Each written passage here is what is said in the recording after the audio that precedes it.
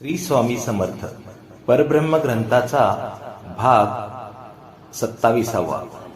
दिवस रात्र वादळ वाऱ्याने थैमान घालणारा पाऊस आता थोडा शांत झाला होता। गावाचे सुद्धा बरेच नुकसान झाले होते। थोडीशी पडझडी झाली होती। प्रत्येक जण आपापल्या घराची डागडुजी करत असतानाच नदीकडे गेलेले काही गावकरी ओरडत गावात शिरले होते आणि मग त्यांच्या मागोमाग सारा गाव भीमा नदीच्या काठावर जमा झाला होता।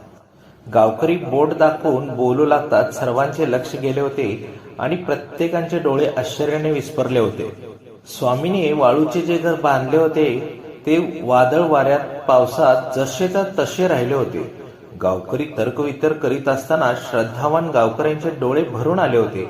काही स्त्रियांनी तर रामदास बुवाला म्हटले होते देखील, त्या दिगंबर बाबाने वाळूचे घर बांधायला घेतलं म्हणून तुम्ही त्यांना वेड्यात काढलं होतं ना।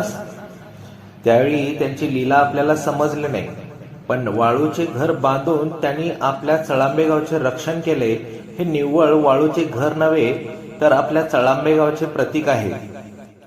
अर्थात अहंकारी रामदासी बुवा असं काही मानण्यास तयारच नव्हते।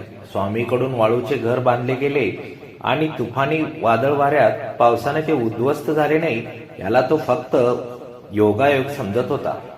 म्हणूनच स्वामी जेव्हा चळंबेच्या मठात आले तेव्हा रामदास बुवानी त्यांचा उपवासच केला होता। दुपार झाली आहे दिगंबर बाबा, मठ बंद करणार आहे मी। स्वामीने त्यांच्याकडे पाहिले होते आणि त्यांचा चेहरा निर्विकारच होता।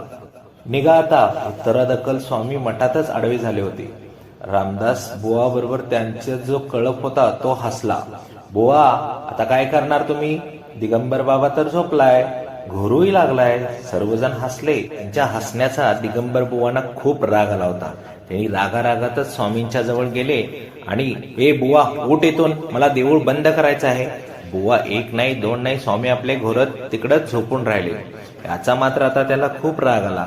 दिगंबर बुवाने देवळातले कुलूप घेतले आणि बाहेरून कुलूप लावले आणि आता बस इकडच, उद्या सकाळशिवाय तुला कोण उघडतंय ते बघतोच, असे म्हणून रागारागाने कुलूप लागून ते निघून गेले। बाकीचे त्यांचे सवंगडी त्यांच्याबरोबर निघून गेले। पुढील भाग आपण पुढच्या व्हिडिओमध्ये ऐकूया। श्री स्वामी समर्थ।